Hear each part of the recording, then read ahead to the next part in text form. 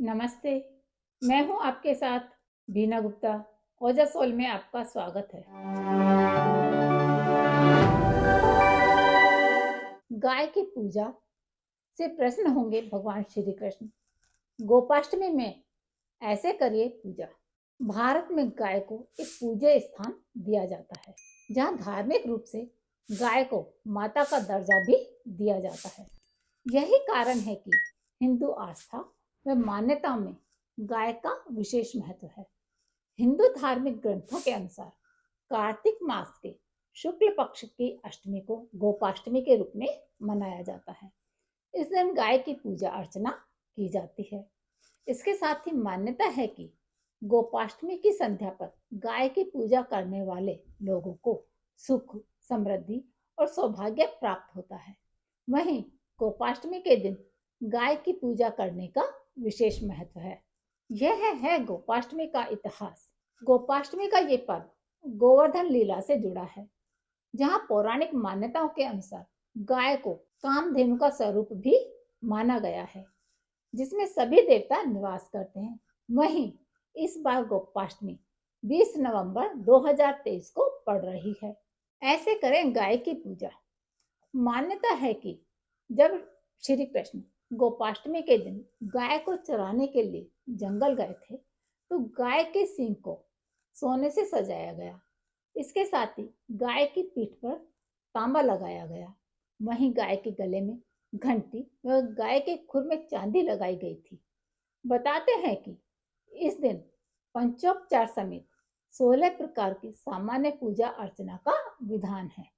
गोपाष्टमी के दिन गौ माता को फूल की माला पहनाना व चंदन का तिलक लगाना चाहिए। वहीं इसके बाद गाय की पूजा करने के साथ आटा, गुड़ समेत अन्य आहार गाय को देना चाहिए। इस दिन गाय के साथ श्री कृष्ण की पूजा करने का भी विशेष महत्व है। गोपाष्टमी की कथा।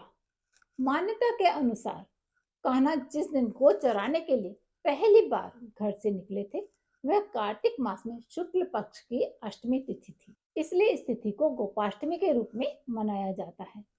गोपाष्टमी की पौराणिक कथा के अनुसार जब श्री कृष्ण 6 वर्ष के हुए तो यशोदा जी से कहने लगे, मैया अब मैं बड़ा हो गया हूँ। यशोदा जी प्रेम पूर्वक बोली, अच्छा लला, अब तुम बड़े हो गए हो तो बताओ अब क्या करें। इस पर कन्हैया बोले, अब मैं बछड़े चराने नहीं जाऊंगा, अब मैं गाय चराने जाऊंगा। इस पर यशोदा जी ने कहा, ठीक है, बाबा से पूछ लेना। अपनी मैया के इतने कहते ही झट से श्री कृष्ण जी नंद बाबा से पूछने पहुंच गए। नंद बाबा ने कहा, लला अभी तुम बहुत छोटे हो, अभी तुम बछड़े ही चराओ। लेकिन कन्हैया हट करने लगे। तब नंद जी ने कहा, ठीक है लला, तुम पंडित जी को बुला लाओ, वह गोचारण का मुहूर्त देखकर बता देंगे।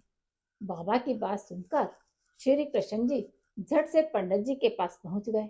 अब बोले, पंडित जी आपको बाबा ने बुलाया है, गोचारण का मुहूर्त देखना है, आप आज ही का मुहूर्त बता देना, मैं आपको बहुत सारा माखन दूंगा। पंडित जी नंद बाबा के पास पहुंचे और बार बार पंचांग देखकर गणना करने लगे। तब नंद बाबा ने पूछा, क्या बात है पंडित जी, आप बार बार क्या गिन रहे हैं। तब पंडित जी ने कहा, क्या बताएं, गोचारण के लिए केवल आज का ही मुहूर्त निकल रहा है, इसके बाद तो 1 वर्ष तक कोई मुहूर्त नहीं है। पंडित जी की बात सुनने के बाद नंद बाबा को गोचारण की स्वीकृति देनी पड़ी। उसी दिन भगवान ने गोचारण आरंभ किया। यह शुभ तिथि कार्तिक मास में शुक्ल पक्ष अष्टमी तिथि थी।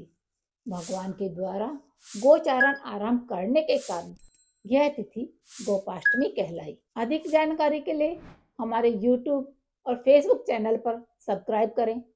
आप इसे लाइक एंड कमेंट करने के साथ साथ अपने दोस्तों को शेयर करें। हम फिर मिलेंगे। नमस्ते।